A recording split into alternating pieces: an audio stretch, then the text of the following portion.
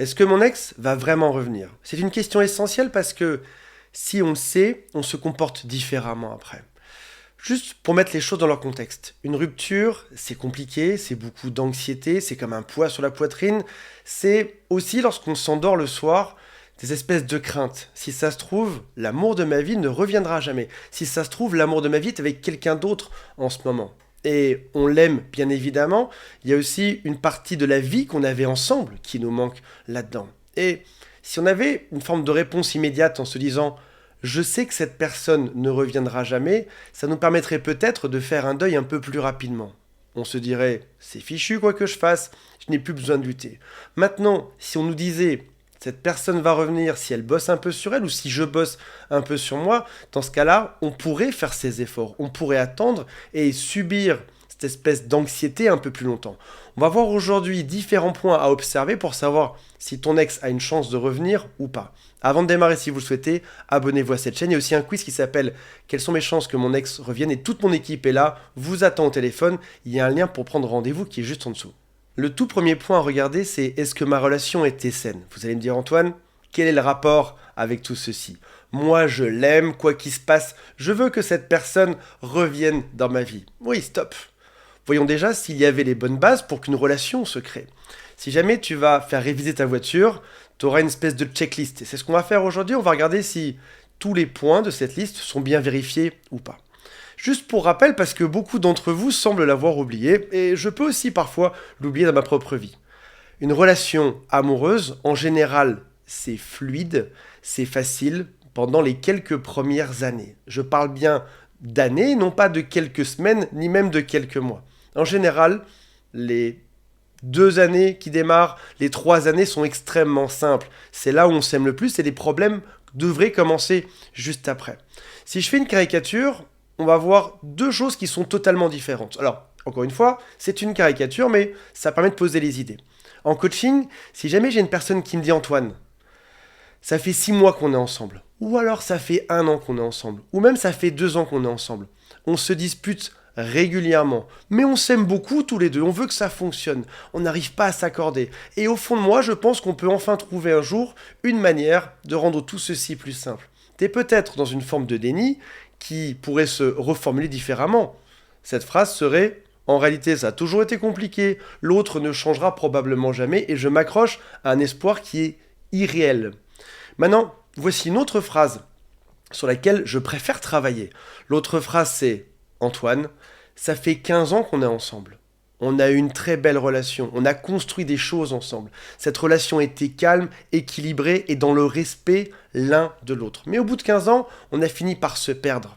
On n'a pas les mêmes objectifs, pas la même vision de vie. Encore une fois, je prends deux extrêmes, c'est une caricature, et je dis pas qu'une relation qui a eu 1 an et qui est compliquée n'est pas à sauver. Je suis pas là pour ça, juste pour vous dire que quand c'est la bonne personne, généralement c'est simple, c'est fluide, c'est limpide, il n'y a pas d'accro au quotidien. On est là, on se respecte, on passe des bons moments ensemble, et oui de temps en temps il y a des problèmes, on bosse dessus pour que ça progresse. Alors forcément il y aurait cette autre question qui serait induite par ce constat. Cette question c'est qu'est-ce que c'est qu'une relation saine? Et encore une fois, à chacun de placer ses éléments là-dedans. Je ne mettrai pas moi-même les mêmes éléments dans qu'est-ce qu'une relation saine que vous.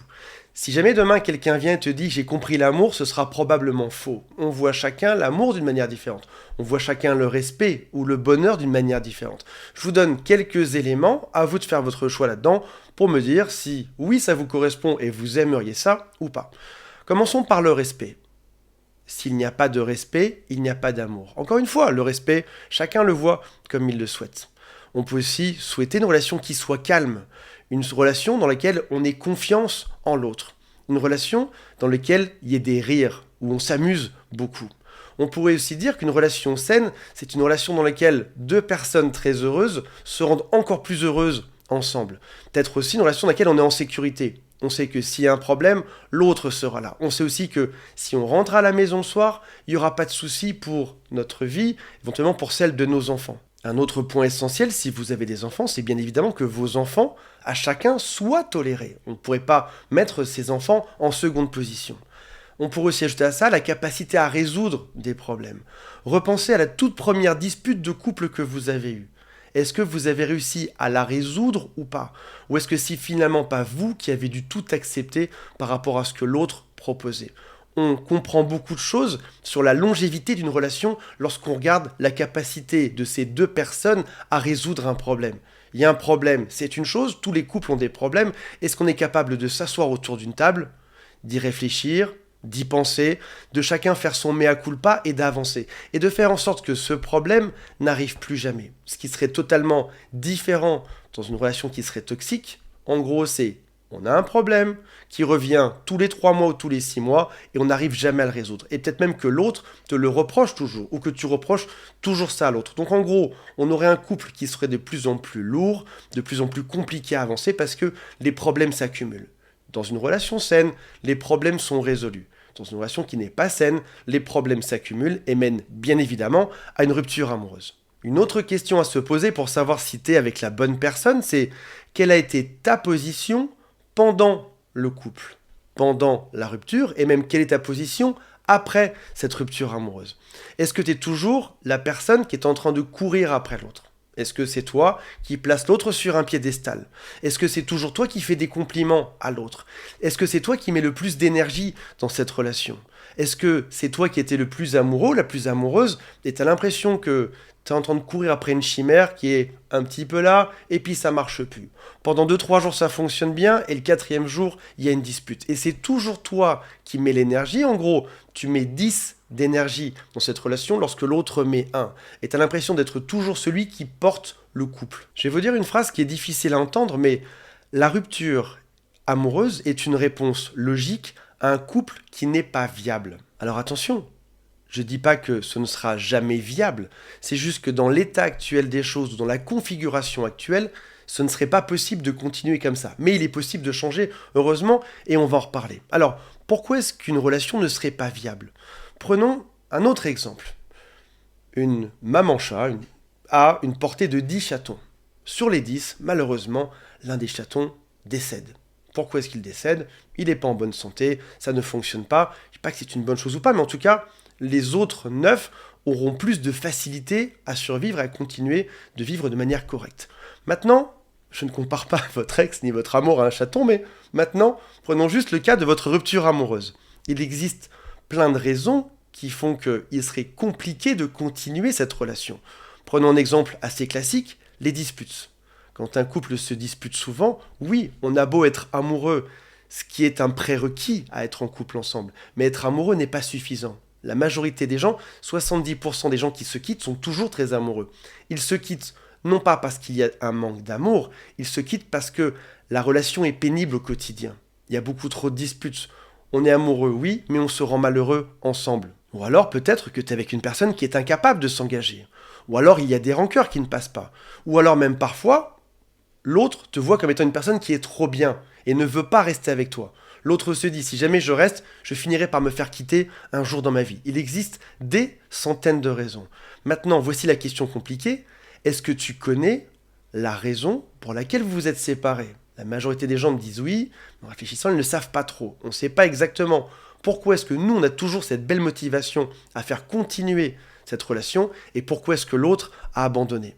Aujourd'hui, on pourrait dire, mon couple est mort, vive mon couple. Parce qu'en réalité, tous les gens qui se remettent ensemble me disent toujours la même chose. On est les deux mêmes personnes, mais on a recréé un couple avec une autre dynamique. On se comporte différemment. Oui, on est les mêmes, sauf que lorsqu'on est au quotidien, on a mis en place un autre système. On ne réagit plus de la même manière. Et là, on arrive sur une notion qui est importante. Retrouver son calme. Parce que s'il y a bien une chose que la rupture facilite, c'est au fait de se calmer. Aller dans son coin, faire un silence radio. On retrouve son calme pour reprendre une relation qui sera plus posée. Soit avec cette même personne, soit avec quelqu'un d'autre au passage. Ou encore tout seul. Et oui, souvent, retrouver son calme, ça prend du temps. Il y a un temps qui est incompressible. On ne peut pas retrouver son calme en quelques heures. Parce que si c'était le cas, on retournerait dans la même situation, dans le même couple, et ça se passerait exactement de la même manière au bout de quelques jours. Alors, ça peut sembler compliqué de prendre un temps pour soi, de faire un silence radio, d'arriver à se calmer, d'arriver à internaliser nos propres problèmes, d'arriver à comprendre ce qui s'est passé, pourquoi est-ce que ça ne fonctionnait pas, pour pouvoir ensuite revenir avec plus de force et dire, écoute, Mon chéri ou ma chérie, j'ai compris ce qui se passait. On a tel type de problème. Voici ce que j'ai analysé, voici ce que j'en pense. Qu'est-ce que toi tu en penses? Et comment est-ce qu'on pourrait se comporter différemment pour ne plus jamais avoir ce genre de problème et pour pouvoir avancer de manière sereine ensemble. Si un silence radio de quelques semaines ou de quelques mois peut sembler anxiogène, au contraire, c'est une reprise de contrôle sur toi. C'est le moment où tu peux enfin redevenir focus sur tes valeurs. Voici ce que je souhaite sur Terre. Voici ce qui me rend heureux. Versus, voici ce que je ne veux surtout plus sur Terre. Et voici ce qui me rend malheureux. Et c'est encore une fois le but du silence radio. Une autre question, c'est comment est-ce que ton ex te perçoit? Beaucoup de gens me demandent si leur ex a du manque pour eux, s'il va revenir. La bonne question serait un peu différente. C'est est-ce que tu manques à ton ex pour les bonnes raisons? Admettons que vous ayez un couple avec beaucoup d'amour, mais avec énormément de disputes dedans. Tu vas lui manquer parce qu'il y a cet amour qui vous réunit, parce qu'il y a aussi beaucoup de passion, mais il y aura aussi beaucoup de disputes. Est-ce que c'est une bonne raison ou pas pour revenir? Il vaut toujours mieux manquer à quelqu'un parce qu'on a été bien dans notre relation, plutôt que parce qu'il y a eu beaucoup de passion et beaucoup de disputes, bien évidemment. Voici quelques questions simples, à toi d'y répondre.